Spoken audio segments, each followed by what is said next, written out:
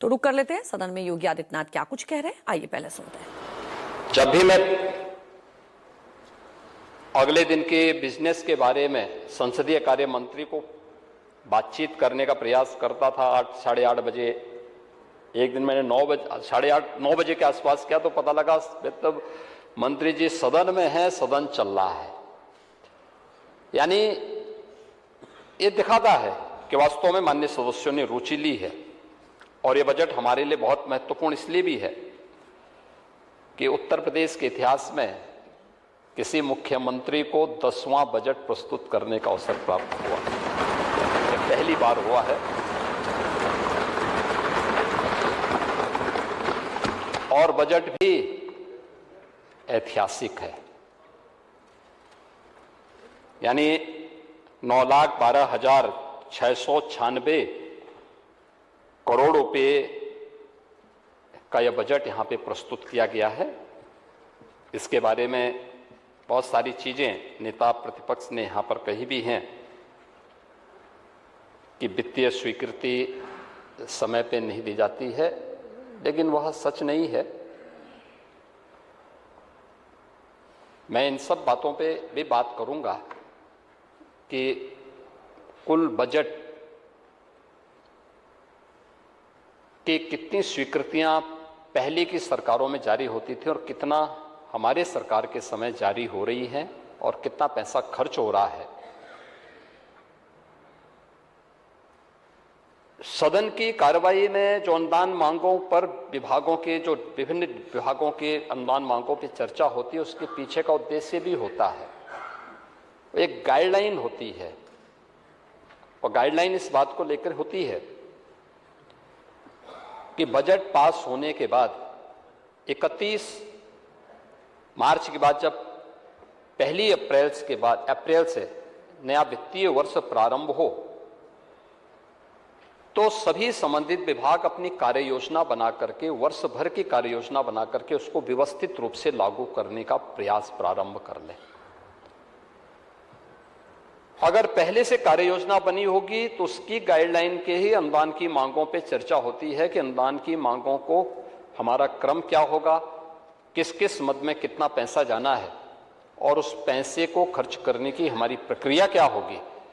उसके पीछे का उद्देश्य ये है और उस उद्देश्य की पूर्ति करने के लिए ही वहां पे सभी विभागों का नहीं, लेकिन कुछ विभागों का लिया गया। और मुझे प्रसन्नता है कि यहाँ पे कल मेरे 4 सहयोगियों ने अपने विभागों के अनुदान मांगों पर विस्तार से अपनी कार्य योजना को सदन के सामने प्रस्तुत किया और अन्य सभी विभाग उसी प्रकार की कार्य योजना को यहां पे प्रस्तुत करेंगे।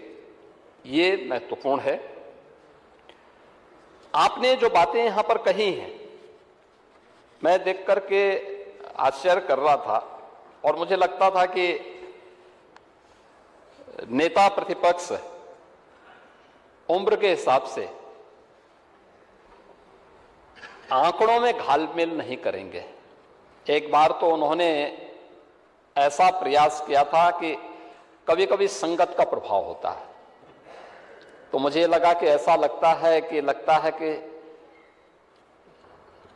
चच्चों का प्रभाव भी आप पे आ गया है।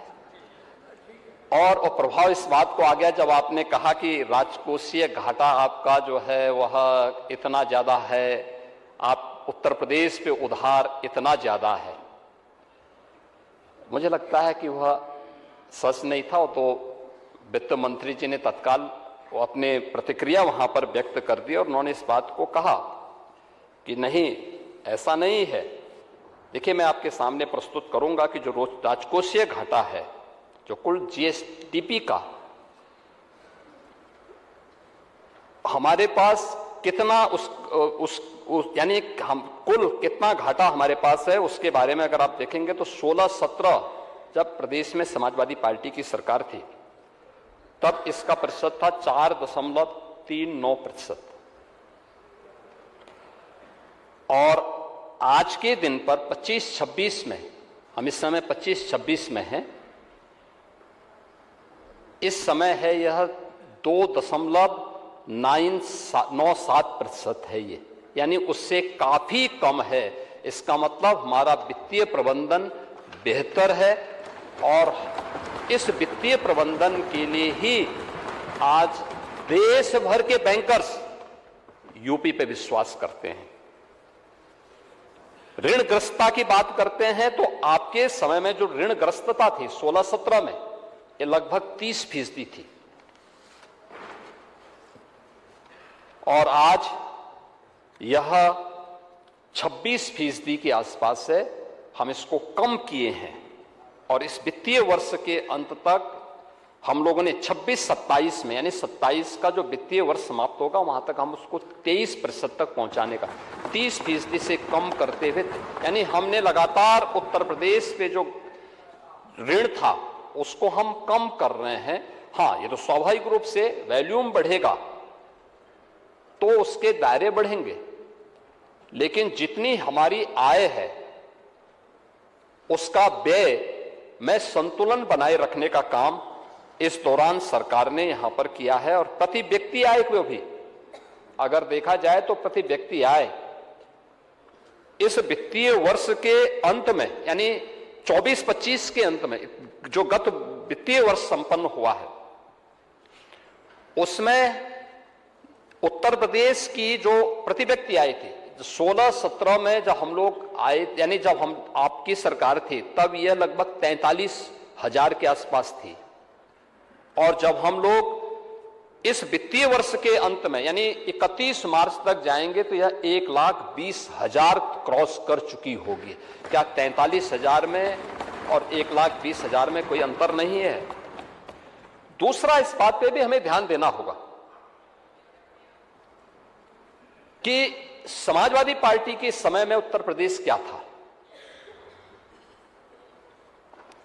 पांडे जी, आप तो पुराने समाजवादी हैं और मैंने इसीलिए कहा कि आप स्वस्थ रहें, क्योंकि आप समाजवादी आंदोलन के जो सबसे वरिष्ठ पिलर हैं और अंतिम वो पीढ़ी है जिसने समाजवादी आंदोलन के अनुसार जीवन जीने का प्रयास किया है, जो जेपी चाहते थे, जो लोहिया चाहते थे।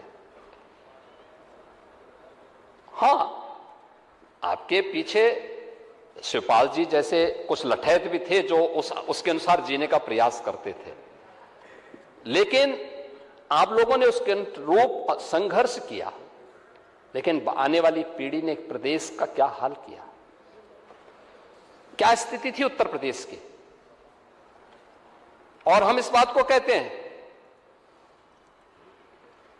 पिछली बार भी जब उत्तर प्रदेश ने विकसित भारत, विकसित उत्तर प्रदेश के मुद्दे पे चर्चा की, और अध्यक्ष जी, मैं तो आपसे अनुरोध करूंगा कि अगर समय मिलता है तो हम लोगों को ये चर्चा करने वाला उत्तर प्रदेश देश का पहला राज्य है जिसने आदरणीय प्रधानमंत्री जी के विजन को प्रभावी ढंग से इस सदन के माध्यम से चर्चा के विकसित भारत के लक्ष्यों को प्राप्त करने की दिशा में हमारे क्या कर्तव्य होने चाहिए, क्या दायित्व होने चाहिए।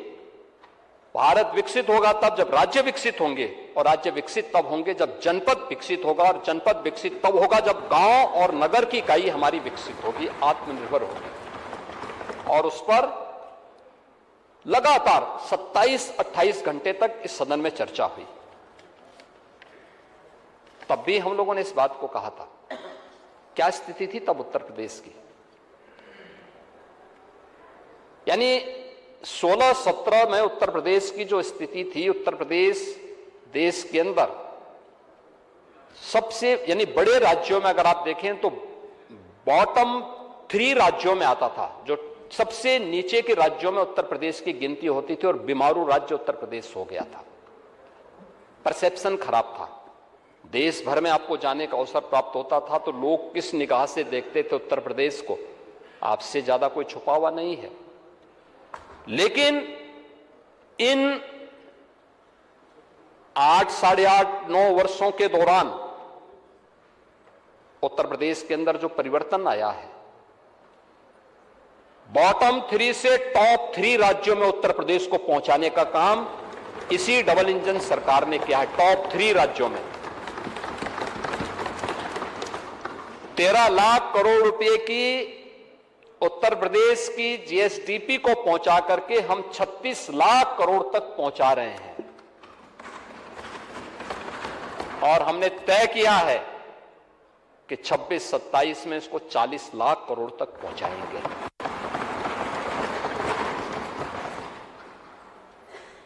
परसेप्शन चेंज हुआ है।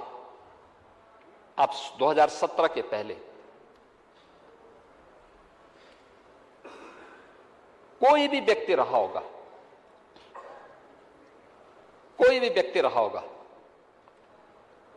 तो उत्तर प्रदेश का कोई भी नौजवान था, कोई भी नागरिक था, किसी भी तबके का, कोई व्यापारी हो, उद्यमी हो, कोई भी रहा हो, वो देश के अंदर जाता था, उसके बारे में अच्छी धारणा नहीं होती थी।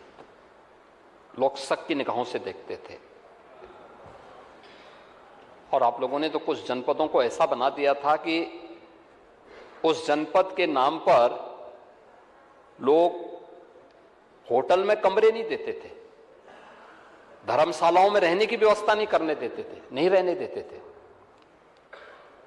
लेकिन आज मैं कह सकता हूं कि हमारे उत्तर प्रदेश का नागरिक देश के अंदर और दुनिया के अंदर कहीं जाता है तो दुनिया गौरव से चेहरा, सामने वाले का चेहरा चमकता है। अच्छा, उत्तर प्रदेश से ये परसेप्शन, ये जो परिवर्तन आया है, ये सरकार की नीतियों के कारण, स्पष्ट नीति और शुद्ध नियत के नाते ये परिवर्तन देखने को मिला है।